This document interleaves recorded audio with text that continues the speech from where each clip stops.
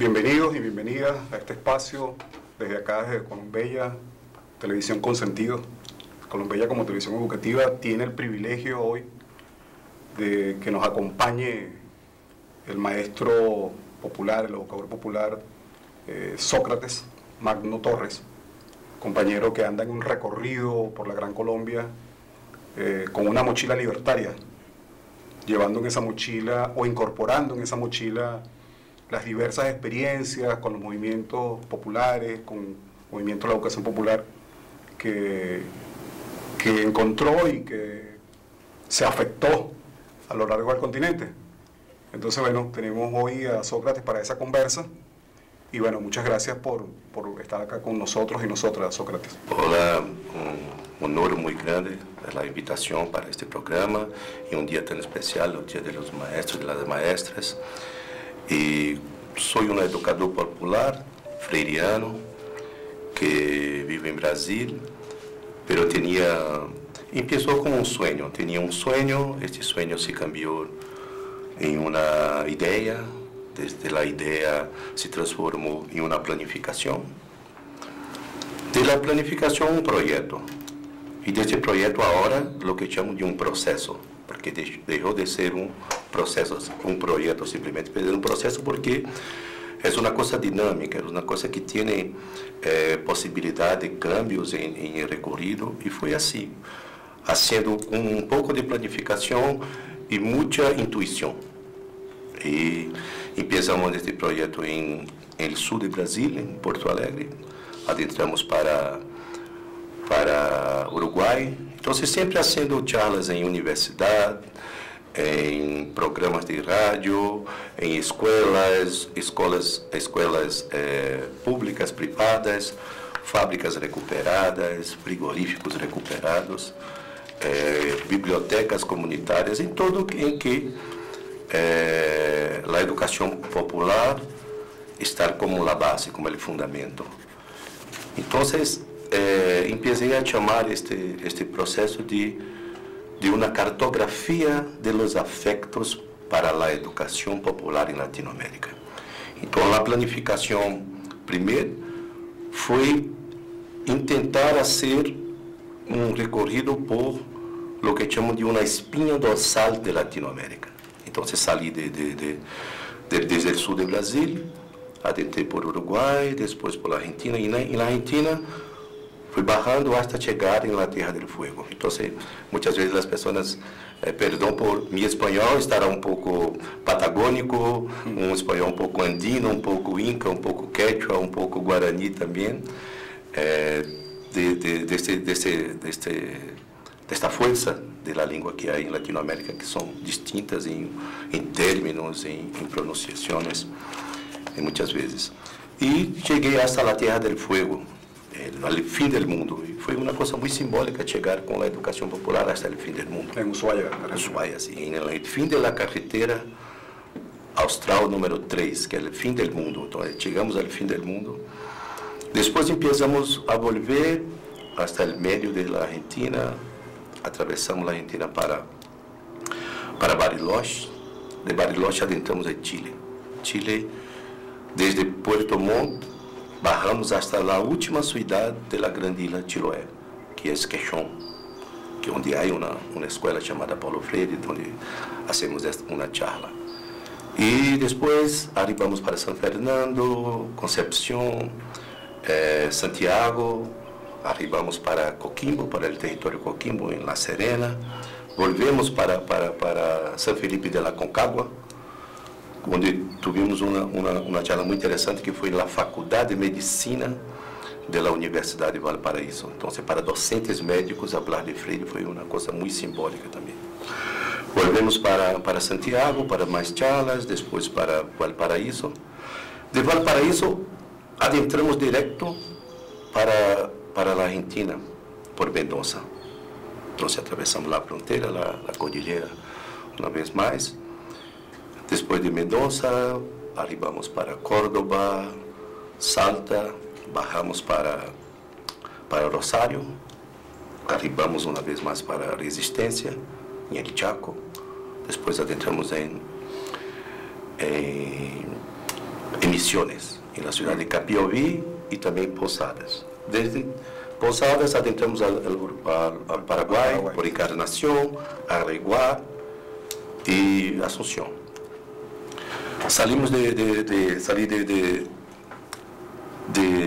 Asunción con la intención de hacer una charla muy importante en Santa Cruz de la Sierra, pero por los bloqueos, por los paros, no conseguimos hacerlo, y también había un miedo de los compañeros y las compañeras de la educación, incluso con la seguridad.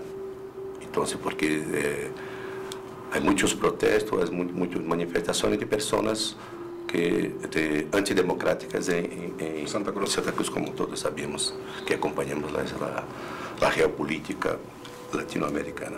Entonces fui para Tarija, Potosí, Cochabamba, después para La Paz, El Alto, Guarizata, cerca del lago Titicaca, Copacabana. Después de Copacabana fuimos para Cusco y Lima. Arribamos para Guayaquil, Quito, después de Quito para Cali, Medellín, Bogotá, y estoy acá. Me quedé hasta cansado solo de pensar esses mais de 23.000 quilômetros em carreteras, em coletivos, sempre com transporte coletivo, sempre vivendo o que as pessoas vivem nesse território, a comida, o transporte, tudo por isso de los afectos, porque tenho que sentir, tenho que viver as coisas do território para conseguir fazer uma leitura do mundo, uma leitura do contexto social, uma leitura do contexto cultural, ideológico, político, tal qual um fundamento freudiano. Claro. Sí, Freire nos habla de que la lectura del mundo precede la lectura de la palabra. Entonces, en ese recorrido por la Gran Colombia, como la diría el Libertador, en tus redes leía, hablabas en Brasil del mochilón, en este caso para nosotros sería la mochila. Mochila, sí. Andas en ese recorrido con una mochila libertaria, un mochilón libertario. ¿Cómo acompaña Freire? ¿Qué fuiste incorporando en esa mochila de esos vínculos con el movimiento popular, con la educación popular que se está haciendo en el continente? ¿Qué cosas incorporaste allí en esa mochila? Cuando salí de Brasil, como un freiriano, salimos abiertos para los afectos, abiertos para enseñar y aprender enseñando y enseñar aprendiendo. Entonces, tengo una percepción muy clara de los cambios de la misión. Por ejemplo, salí para conocer cómo los fundamentos llegaban a los territorios, cómo las lecturas de los fundamentos ocurrirían en los territorios y cómo los fundamentos sirvían a este territorio, como esa lectura del mundo, como una mirada para una mirada más sensible, de qué forma cada territorio usaba los fundamentos. Esta fue mi intención y empezamos así. Después de un mes, casi 2 meses de recorrido, empecé a tener una percepción que las personas que encontraban los grupos estaban muy interesados en saber cómo las cosas estaban en los puntos del recorrido donde había pasado.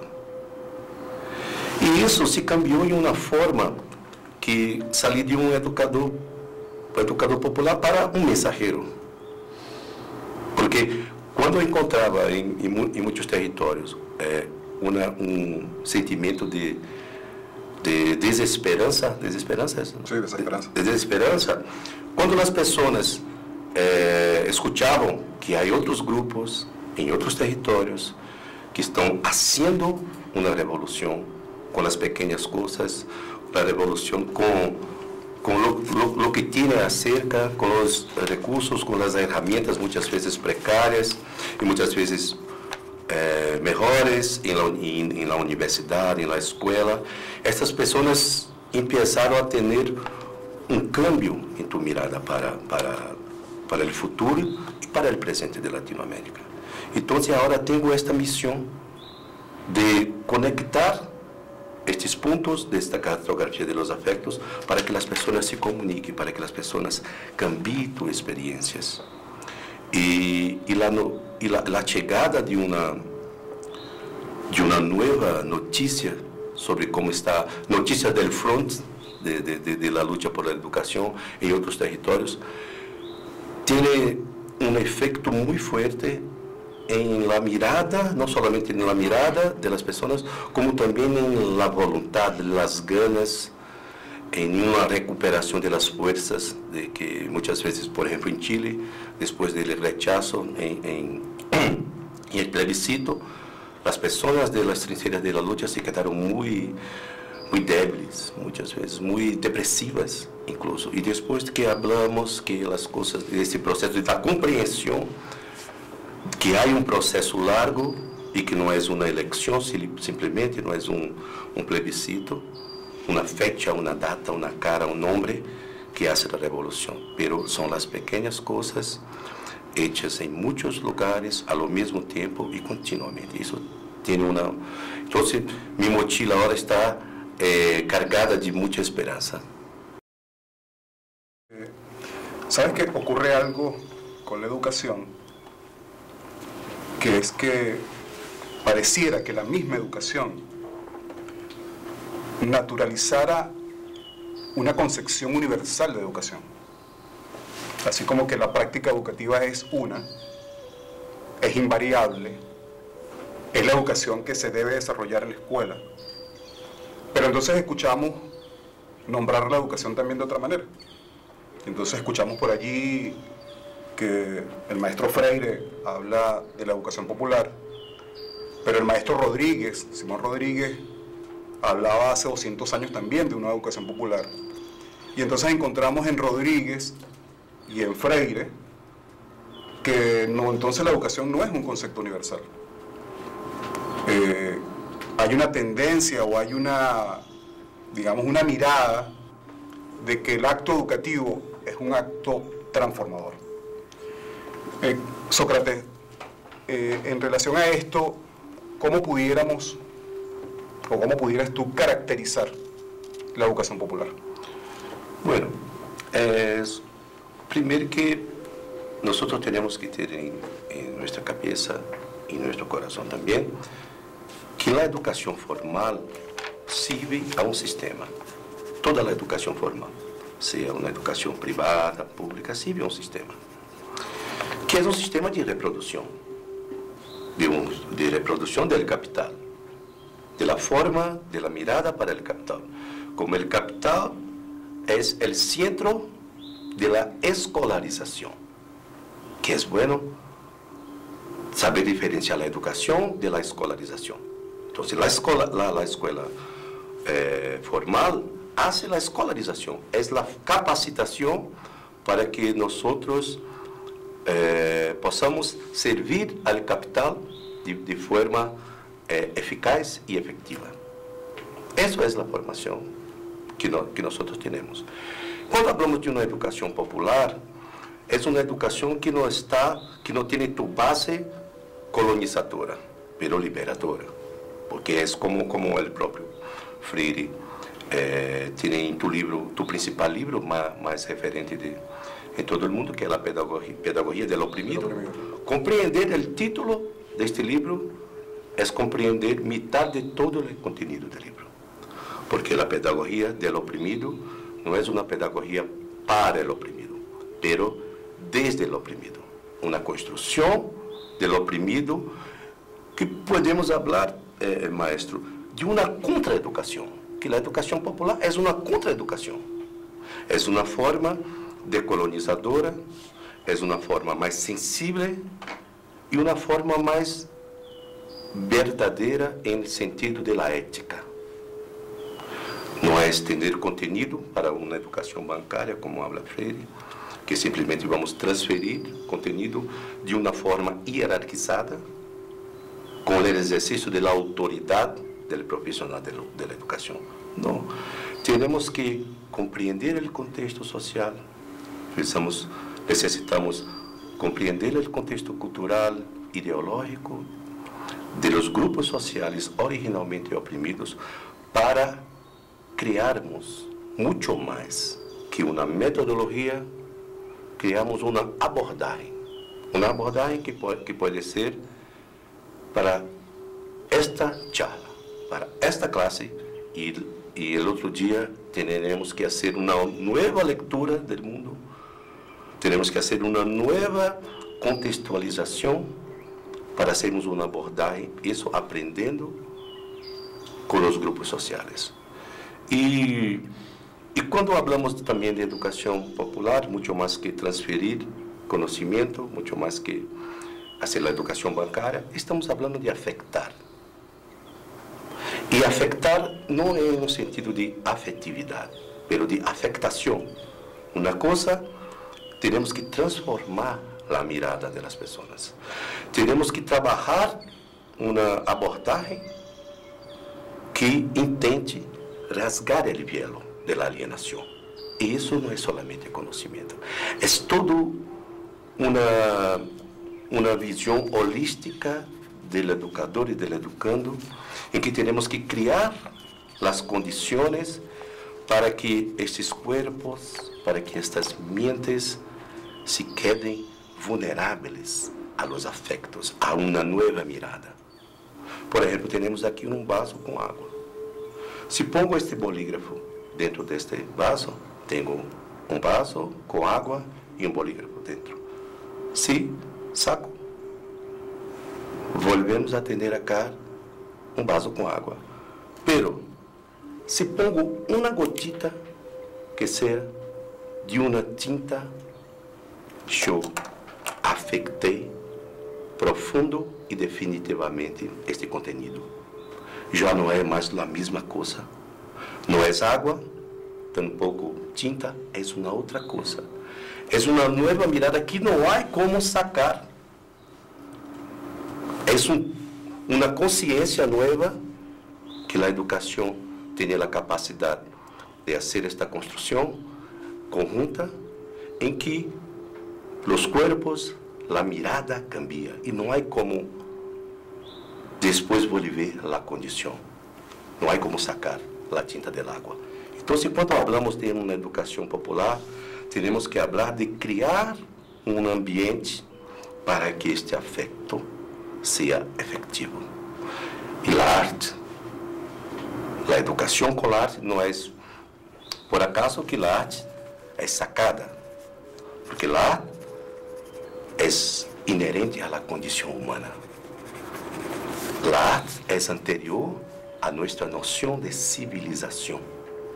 A arte estuve presente em los rituales, em la dança de la lluvia, em la pintura de la guerra, em la comunicação por los sonidos. Então, a arte é inerente à condição humana. Um tico ou uma tica aprende primeiro a dibujar, a desenhar, depois a escrever. Aprende primeiro a bailar, depois a caminhar. Aprende primeiro a cantar, depois a falar. Se um tico ou uma tica ruga com a imaginação, com a fantasia, hacen teatro. E o que hace a educação formal? Saca a arte, põe a arte como uma coisa débil na vida, muitas vezes a criminalização da própria arte, e é quando saca a mirada crítica, quando saca a mirada poética, a mirada sensível, que é uma mirada ética, que é característica do ser humano em tua essência. Antes da corrupção do sistema de educação que sirve as domesticidades do capital. Então, a educação popular tem a missão de tentar resgatar o ninho, a niña ética, com uma mirada crítica, sensível, que não tem medo de perguntas ou de respostas, não tem medo do ridículo, que las domesticidades del capital intentam hacer com que pensemos que seja um crime. Então, a educação popular tem que afectar e tentar manter ou resgatar este niño e esta niña que há dentro de nós. Sabes que es muy interesante esto que señalas en relación a la escolarización, porque eso nos permite argumentar o reflexionar cómo la escuela, la educación formal, ha sido un dispositivo civilizatorio para la consolidación, para la reproducción de las relaciones de dominación del capitalismo, ¿no? Entonces, esas relaciones de dominación que son expresadas y transitan en la vida cotidiana como relación sujeto-objeto, fundamentada por la filosofía moderna, ¿no? Es decir, cómo la escuela, ese proceso de escolarización, va consolidando esa fractura de algo que tú decías ahora, mencionabas de cabeza y corazón. El tema es que cabeza y corazón no es cotidiano en la escuela, es decir, en la escuela formal, ¿no? Sí, sí. Y entonces, ¿cómo la escuela logra fracturar una relación natural de las y los seres humanos con el mundo? Me recordaba una anécdota. Yo vivo en una zona rural y en una montaña, y el agua que tomamos en esa comunidad es agua de manantial, es agua que vamos a buscar el agua en botellas y eso, en un manantial. En una oportunidad, mi compañera y yo vamos al manantial a buscar agua, y antes que nosotros está un abuelo, una abuela y su nieto, un niño como de 3, 4 años. Están tomando es su turno, están tomando el agua. Y el niño está jugando con el agua. Cuando se van, que terminan de recoger el agua, el niño se despide de las personas que estamos allí y se despide del agua. Dice, chao agua. Yo escucho al niño y me quedo pensando, ¿no? Y le comento a mi compañera y le digo, este niño todavía no ha entrado a la escuela, por la edad que tiene, ¿no? Dice, lamentablemente, cuando entra a la escuela, esa relación que hoy tiene con el mundo, que es una relación sujeto-sujeto, la escuela, ese dispositivo civilizatorio que es la escolarización, va a fracturar eso, y a partir de ese momento ese niño va a estar en un pedestal donde el agua va a ser cosificada, el agua es una cosa, y ya jamás se va a despedir de ella, ¿no? Ni la va a saludar, ni la va a reconocer. Entonces, me parece que es importante esto de cómo, eso que tú señalas, cómo es necesario otro proceso educativo donde se permita, donde sea posible no solamente hacer rupturas de ese cotidiano determinado por la lógica del capitalismo, sino promover otras relaciones con el mundo, ¿no? Entonces, me parece que eso que tú señalas de la afectación, como un rol que debe jugar o que debe asumir un educador, una educadora popular, porque además entonces en esa caracterización que tú haces de la educación popular, estamos hablando de otra educación, o de una educación otra, se diría del pensamiento descolonial, es otra lógica que nos habla de otras relaciones, de comprender el mundo de otra manera, pero creo que es fundamental esa afectación. Ahora, tú hablas, Sócrates, de que esa afectación, para que ocurra esa afectación, es necesario romper con una armadura que la noción de individuo, que también es una noción moderna, que desplaza el sentido comunitario de la vida, tenemos, es decir, porque nos creemos individuos, y esa coraza generado por esas lógicas y por esas relaciones la vamos construyendo. Entonces, ¿cómo desde esa disposición a la afectación podemos, como educadores y educadores populares, romper con esas armaduras? ¿Cómo lo podemos hacer? No hay una pastilla é um pouco um balaço de plata para a educação, que é um processo muito profundo, muito largo. Pero temos señales. Este exemplo, com este chico, com este niño, é um exemplo que poderíamos fazer toda a entrevista desde este exemplo, porque estão muitos elementos da educação. Estou seguro que quando estuve em esta situação se quedou afetado. Não é mais o mesmo depois desta experiência.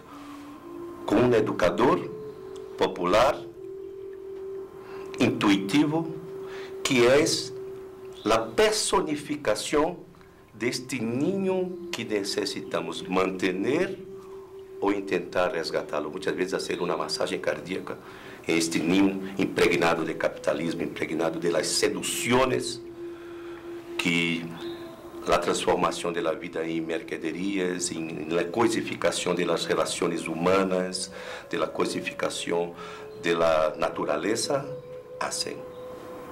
Esta é a formação que a escolarização hace com nós. A formação. Então, falar de educação popular é falar de uma deformação. Temos que fazer o trabalho de deformar o que as domesticalidades do capital hecho por gerações.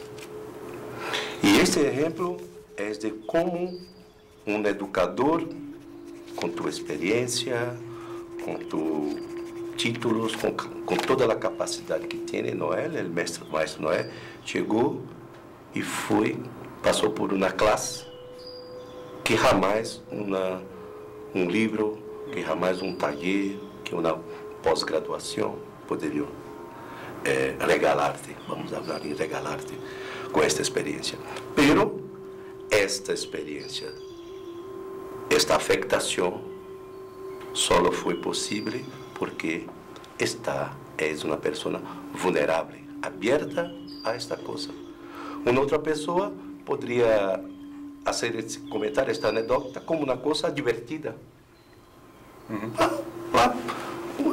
Este ninho falou uma coisa muito interessante, muito curiosa, e não é uma coisa muito profunda. A relação com a terra, a relação com a natureza, o respeito e a personificação da natureza. Então, é um diálogo com a natureza muito horizontal.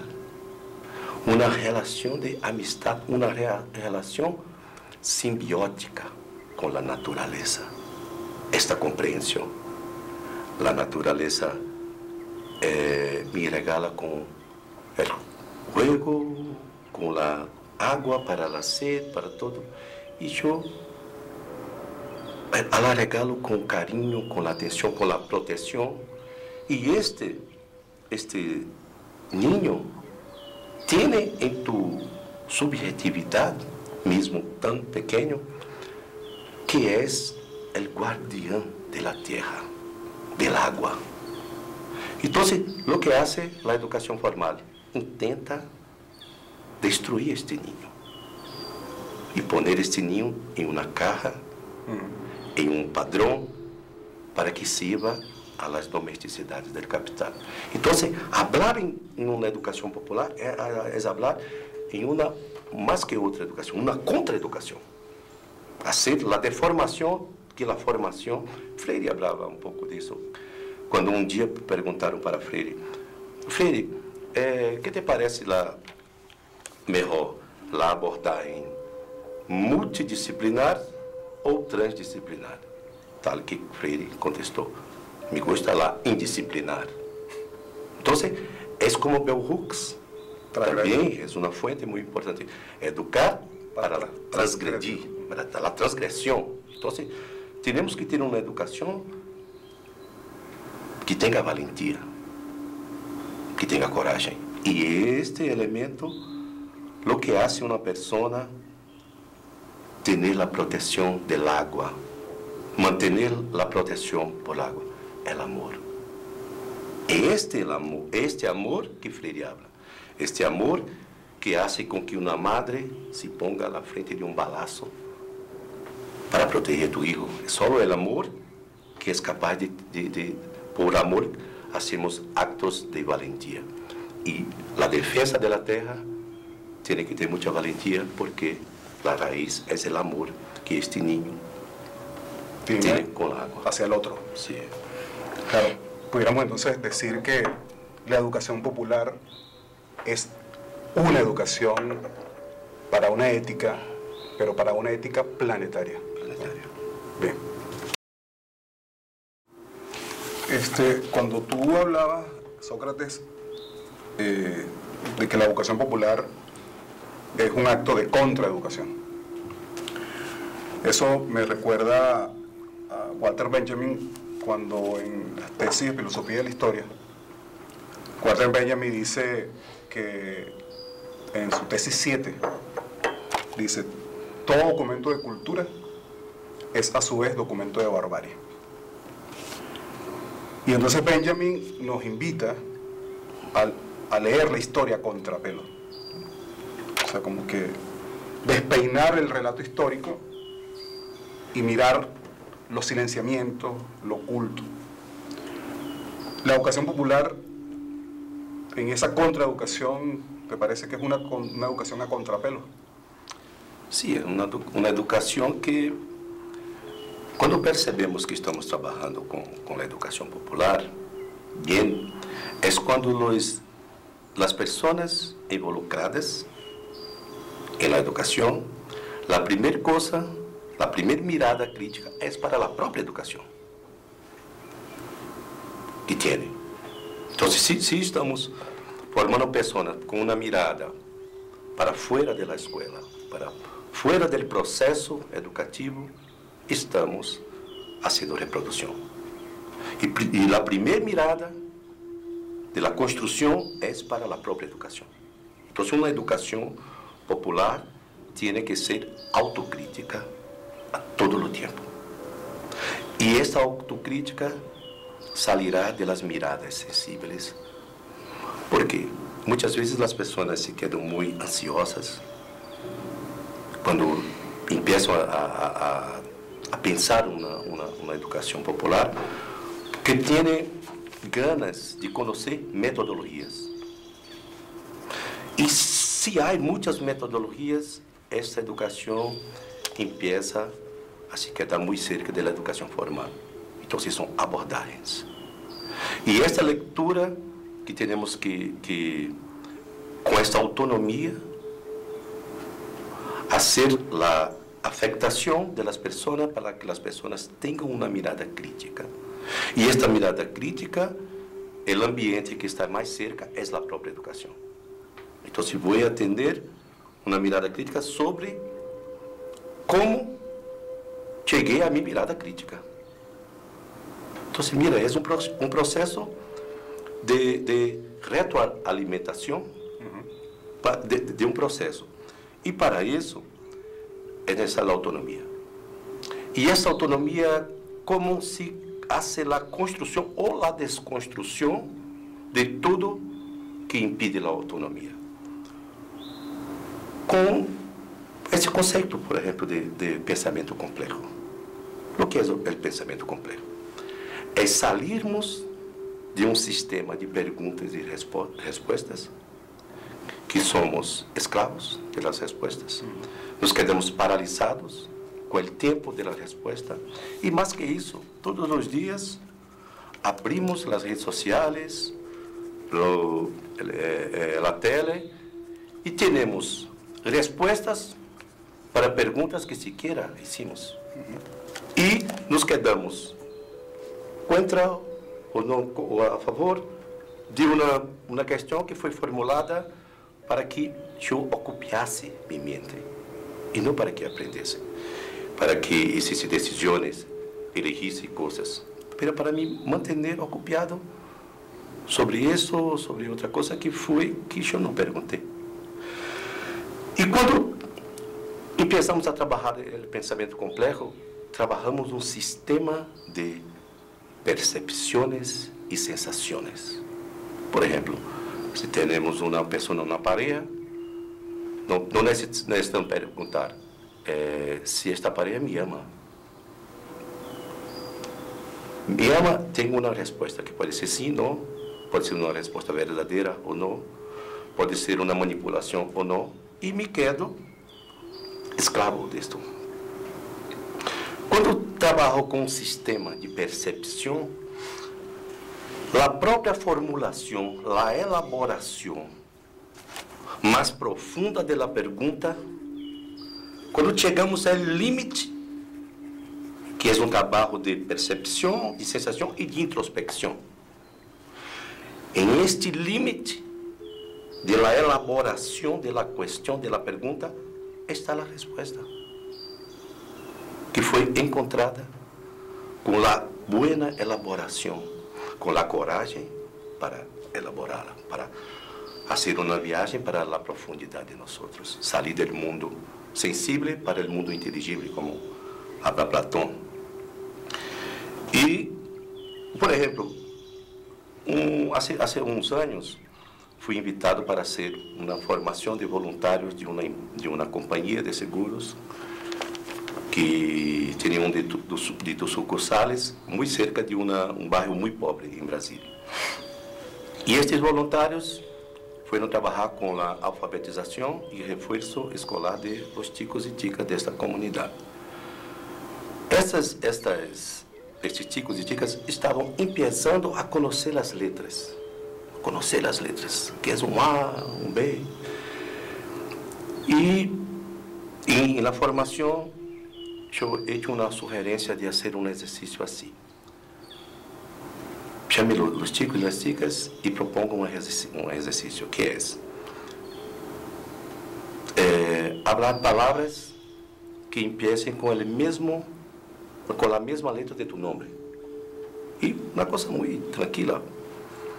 Pero quando estavam saindo aí, uma cosita só que eu olvidei de falar sobre este exercício. Não pode ser uma coisa alcançável com as mãos ou com a visão. No material. No material. No puede ser una cosa material. Y los chicos, solo de este movimiento, que por ejemplo, mi nombre es Sócrates, ¿sí? Entonces, piensa en palabras con la primera letra de mi nombre.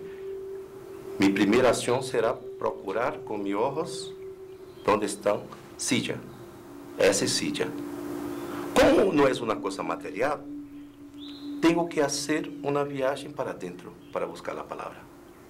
Solo este movimento de desconectar com este mundo sensível de los órganos de la percepção del humano, solo de salir e que tenho que muitas vezes cerrar os sonidos, tenho que cerrar os olhos para empezar esta viagem. E este exercício, os chicos e as chicas hablaram de amistad, rabia, coisas que são sentimentos, e foi muito boa. E uma chica chamada Bianca abriu a palavra beleza. E beleza é uma coisa, sim. E outro chico falou, não, a beleza, nós podemos mirar e incluso alcançar com as mãos. Tal qual que a Bianca contestou. O conceito que tiene de belo pode ser distinto de mi conceito. Então, não é uma coisa material cerrada. Então, solo em isso, uma chica de 6 anos, solo de fazer esse pequeno exercício em tu viagem para dentro, encontrou a filosofia. O encontro com a filosofia, com a capacidade de mirar para dentro. Um pequeno exercício. Então, este pensamento complexo, as respostas, e encontramos as respostas, encontramos novas formulações, descobrimos que perguntas que hacemos, quando a resposta chega, é a pergunta que não faz mais sentido. E isso é trabalhar no campo de uma mirada sensível, de leituras do mundo em tempo real. Compreender os contextos, los movimientos, mesmo movimentos muy pequeños de la sociedad, movimientos en las narrativas, movimientos en los discursos. Y así empezamos a tener una comprensión de mucho más de que las narrativas, pero del imaginario social. Empezamos a comprender las subjetividades y hasta las intersubjetividades de la sociedad, lo que son los elementos de cohesión social, cultural, las raíces, la ancestralidad, la importancia de la tierra, del agua, de los elementos de la naturaleza. Y nos quedamos más ricos por esta comprensión, porque percebemos que somos mucho más, estamos más allá do que pensamos. Y eso es una concepción muy freudiana, ese pensar que puedo llegar más allá. ¿Sabes que cuando hablabas de eso que plantea el maestro Freire en relación a la educación bancaria, que él señala que la educación bancaria desarrolla una pedagogía que él llama la pedagogía de la pregunta, perdón, de la respuesta? Entonces vamos a un espacio escolar a escuchar respuestas de preguntas que no nos hicimos. Y entonces colocarse en otro lugar, en una educación no bancaria, en una educación liberadora, como señala el maestro, supone una pedagogía de las preguntas. Entonces eso nos coloca en la condición de tomar la pregunta como una posibilidad de rupturas. Decimos por acá la problematización, es decir, problematizar como una posibilidad, diríamos, semiótica, de generar rupturas del cotidiano. La lógica del capitalismo va naturalizando las relaciones de dominación, la fragmentación, si se va naturalizando y se torna invisible. Entonces, un ejercicio semiótico, no como interpretación, sino la semiótica como deconstrucción, asume o toma la problematización para generar, desplegar la ruptura. Y cuando hablamos de problematización no estamos hablando de preguntas científicas, estamos hablando de preguntas filosóficas, como señala Derrida, la filosofía como deconstrucción. Pudiéramos decir, Sócrates, que la educación popular de alguna manera también es una acción semiótica de la realidad. Totalmente. Más que eso, nosotros comprendemos la sociedad, las relaciones, pensar que la educación es el reflejo de las relaciones de la humanidad, de la sociedad, de la civilización. La escuela es el laboratorio de la vida en sociedad. Y nosotros, por ejemplo, en Latinoamérica tenemos características muy fuertes, que es la diversidad y la desigualdad al mismo tiempo. Y eso hace con que nosotros siempre intentemos mantener un diálogo en una clave que sea jerarquizada. El biopoder. Entonces, si estamos en una sociedad racista, las personas blancas tienen, mismo sin querer existir, los privilegios blancos hacen con que esta persona tenga una posición jerárquicamente social, que es como un acuerdo, una reproducción, que las personas aceptan, los otros grupos sociales aceptan como una dominación. Es un proceso de colonización. Si vivimos en una sociedad, como vivimos también, machista, la persona ser un hombre ya ejerce esta dominación, biopoder, que Foucault habla muy bien de esto.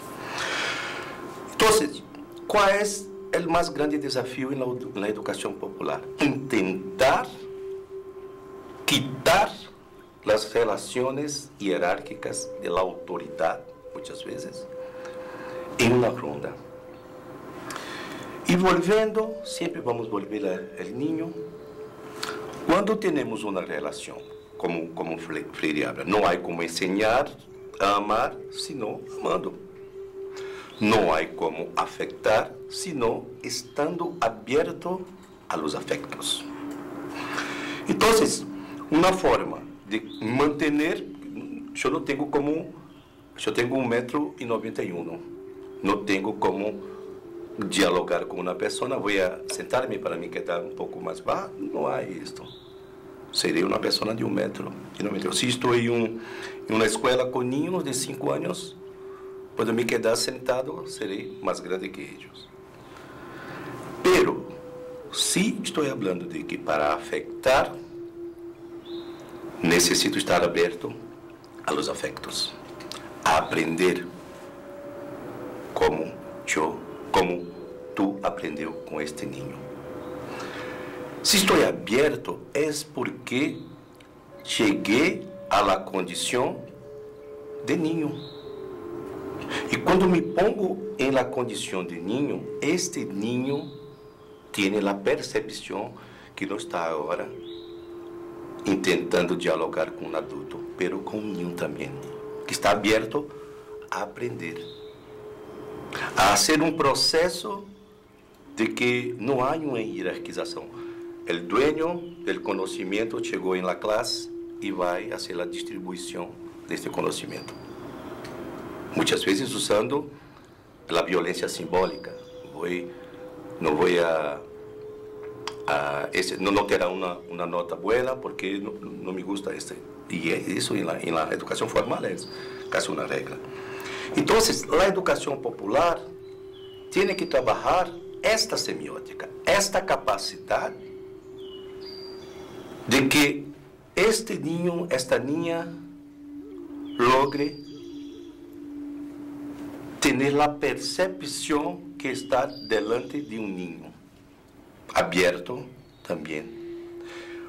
La educación popular tiene que intentar, como hablamos temprano, que intentar resgatar este niño que hay en las personas que son corrompidos por las domesticidades, la seducción del capital, de la escuela, de todo, de las metas, de todo, de las citas, de las cotas, de todo.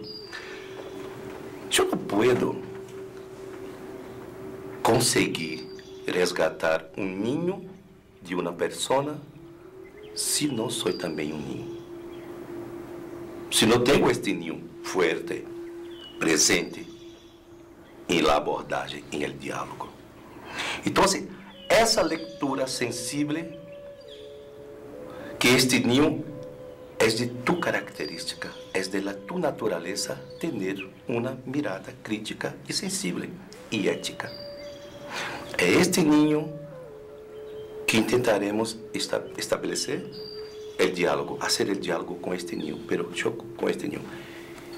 Y la lectura sensible que este niño puede hacer de nosotros es que está delante de otro niño.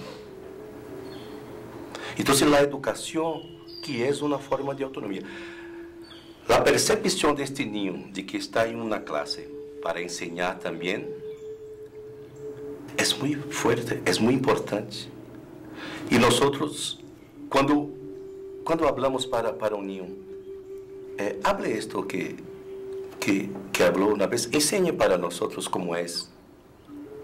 Eso ya es un proceso en que este niño, esta niña, empiezan a sentir que son sujetos colectivos históricos, colectivos.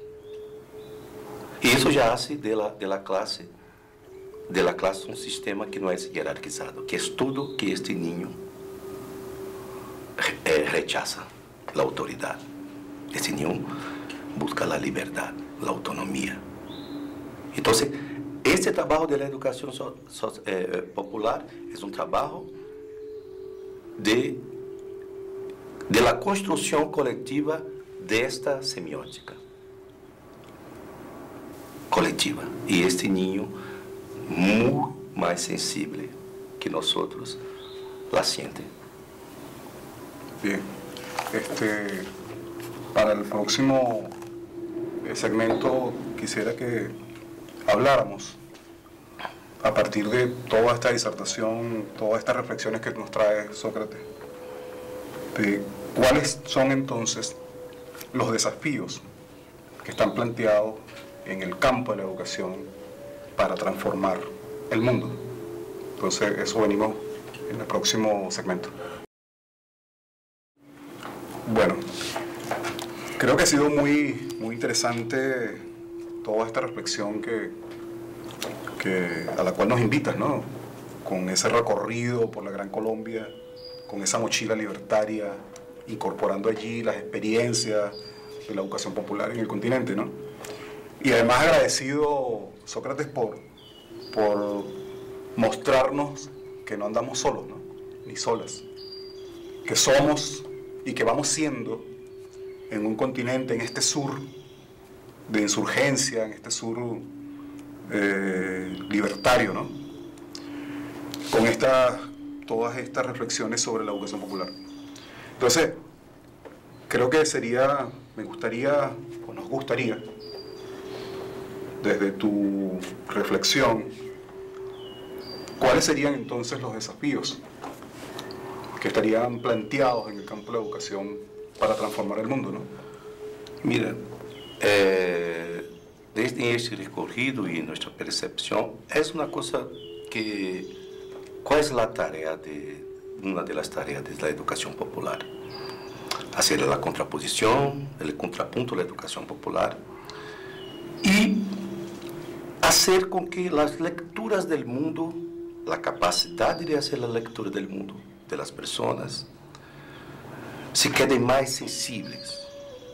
Y más sensibles porque no solamente para comprender tu contexto, pero para perceber una revolución. Es muy difícil perceber una revolución en cuanto la revolución ocurre. Solo conseguimos comprender la revolución en un contexto histórico. Y la historia de Latinoamérica, de la humanidad, de la historia del mundo, es llena de estos puntos revolucionarios. Vivimos dictadura en casi todo, en los países de Latinoamérica, en los años 60, 70, 80, hasta 90. Y cuando estábamos en la dictadura, nosotros no teníamos la percepción de una revolución que ocurría, que personas murieron, personas están desaparecidas hasta hoy, fueron presas, haciendo una revolución. Y nosotros estamos en una revolución muy fuerte en Latinoamérica por la educación, que es una revolución que no tiene una fecha, no tiene una cara, tampoco un nombre. Nosotros somos condicionados a pensar que los grandes cambios de la historia de nuestros territorios tienen nombre, cara y fecha. Caminhamos en las calles tienen nombre de generalmente hombres, una fecha, y salimos de la clave de que podemos hacer una revolución de forma colectiva, con las cosas sencillas, con las cosas simples, unas veces más. Es la comprensión de que una revolución es como una piedra. Es una piedra que tenemos que fracturar, esta piedra. Y empezamos a golpear esta piedra. Y golpeamos de esta piedra. Y cuando llegamos en el golpe 100, la piedra se fractura. Pero lo que fracturó la piedra no fue el golpe 100, pero los 100 golpes que empezaron en un punto muy lejos, en el tiempo y en el espacio, muchas veces. Comprender si estamos en el golpe 87, 22, 48, es muy importante para empezarmos a cambiar las estrategias. Las estrategias del golpe 100 no es la misma del golpe 200. Y comprendemos también que la piedra no se quedará pasiva, paralizada, recibiendo los golpes. La piedra, que es el sistema, intentará hacer con que los golpes sean más débiles, con que menos personas golpeen, haciendo la cooptación, leyes prohibiendo los golpes, para esta pedra se quedar más fuerte, para resistir estos golpes que son imparables. Que en la educación tenemos muchos problemas, pero cuando empezamos un proceso es imparable. Y en Latinoamérica ya empezamos hace tiempo este proceso. La prueba son los propios tentativas y los propios golpes, porque las clases históricamente dominadoras que viven en la zona de privilegio tienen una reacción, no se quedan pasivas tal cual la piedra. Entonces, si hay un cambio en el imaginario, por ejemplo, estuve ahora en Colombia, y en la Universidad de Antioquia, y una charla, una estudiante habló para mí. Ahora en Colombia estamos empezando cambios con la llegada de Petro y Francia a la presidencia y la vicepresidencia. Yo hablé, no. El proceso que hecho con que Francia y Petro llegasen a la presidencia empezó hace tiempo. Entonces, compreender que hay un proceso de una mirada más crítica, y es porque es muy difícil comprender este proceso, porque cuando conquistamos derechos, naturalizamos los derechos para las próximas generaciones. Pero las personas que pierden privilegios no olvidan, no descansan, porque saben que la pérdida es inolvidable y tiene que hacer acciones para mantener la dominación. Y en Latinoamérica, en Brasil, muy fuerte, este trabajo de la educación popular en la contrajornada. O sea, el tico y la tica están en un proyecto social por la mañana, con la experiencia de libertad, de autonomía, de colectividad, y cuando llegan a la escuela, a la tarde, no tiene eso. Entonces, la educación no formal, popular, que son los educadores y educadores, no pasaron por el rigor metodológico, epistemológico de la pedagogía tradicional. Entonces, hay una relación muy más empática y una solidaridad, que es una cosa importante. Hablamos que lo que cambia el mundo, lo que cambia las personas, lo que cambia nuestro territorio, son acciones. Y hay una palabra, por ejemplo, que está en una moda muy grande, que es la palabra empatía. Escuchamos empatía en la universidad, escuchamos empatía en la escuela. Tenemos que ser empáticos con los estudiantes. Incluso escuchamos de los políticos, tenemos que tener empatía con el pueblo. Pero la empatía es una teoría, es solamente una teoría. Es importante, es una semilla, pero la solidaridad es una acción. Yo puedo me quedar empático. Si mi amigo está enfermo, está triste, me quedo empático. Pero si yo no envío una mensaje de solidaridad, si no llego para un abrazo, una acción que es la solidaridad, las cosas, las relaciones no cambian, no son acciones. Y que ahora en la escuela, estos niños, cambiando la escuela en la base y nosotros en la universidad, con la llegada de personas de grupos sociales históricamente oprimidos en la universidad, cambia la universidad. Estamos cambiando la universidad.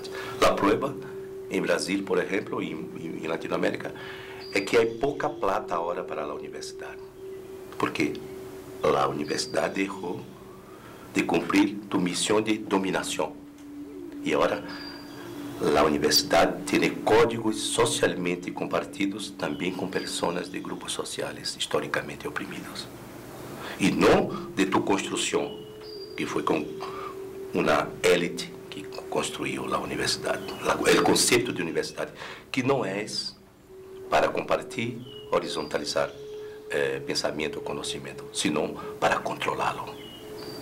E empezamos este processo de la quebra, de la construção del conhecimento, com uma educação não formal, popular, em que hace com que os pensadores, as pensadoras, empiecem a estar em domínio público antes mesmo da universidade.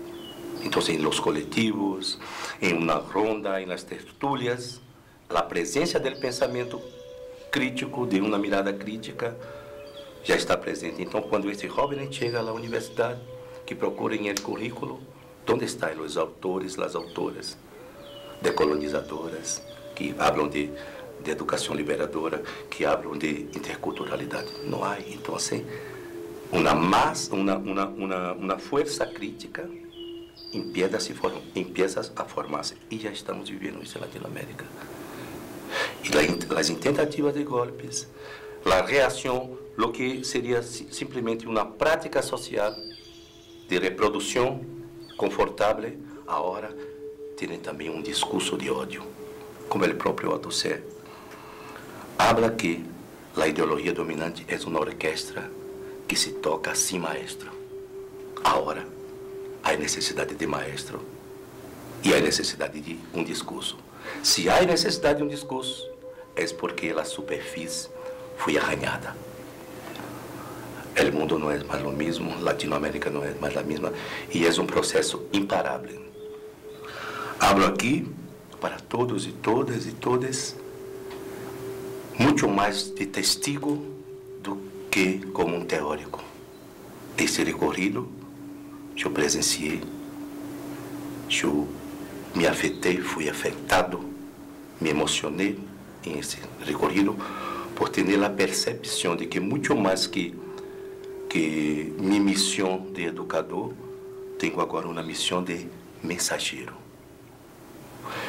E Freire habla que nós temos uma palavra também muito forte, que é a palavra utopia.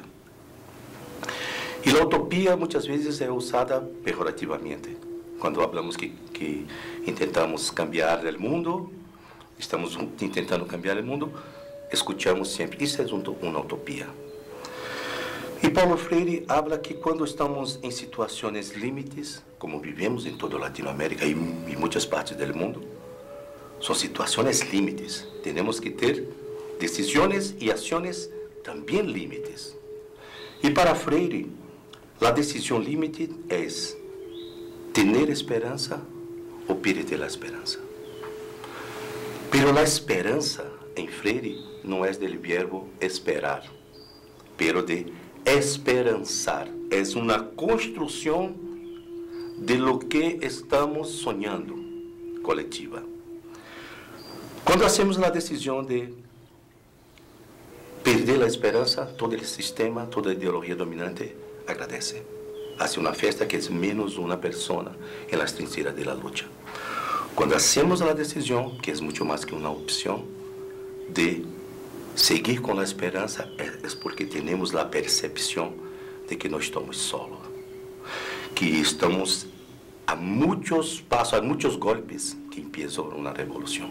E esta conexão com todos os pueblos, com todas as cabeças, corações, mentes, hace com que cambiemos, compartimos a indignação, a força, a tristeza, e temos a compreensão que todo é uma luta solamente em Latinoamérica. E quando temos essa percepção e hacemos, muito mais que hacemos, somos o que hacemos, conectados, lejos, cercanos, temos uma percepção de que não há mais a utopia. É o término que Freire chama de inédito viável. Este inédito viável, a história da humanidade, é llena de inéditos viáveis, de momentos que as pessoas pensavam que cambios jamais poderiam ocorrer e ocorreram, porque estavam em campo, em arado, poner a semilla para colher os frutos. Então, a concepção de inédito viável é muito mais que uma crença, é a percepção de que somos sujetos históricos colectivos de los cambios. Bueno, muchas gracias, Sócrates, por mostrarnos y hacer visible los inéditos viables a partir de la educación y la educación popular, la educación para la transformación. Entonces, bueno, con estas palabras para hacer cierre de este encuentro de hoy, muchas gracias, compañero. Muchas gracias, sigamos juntos. Claro que sí. Que la lucha por la educación es una lucha ardua, pero no menos hermosa. Claro, así es. Y muchas gracias a todos y todas por esta oportunidad de hablarnos sobre la educación. Bien, bueno, muchas gracias a todos y todas.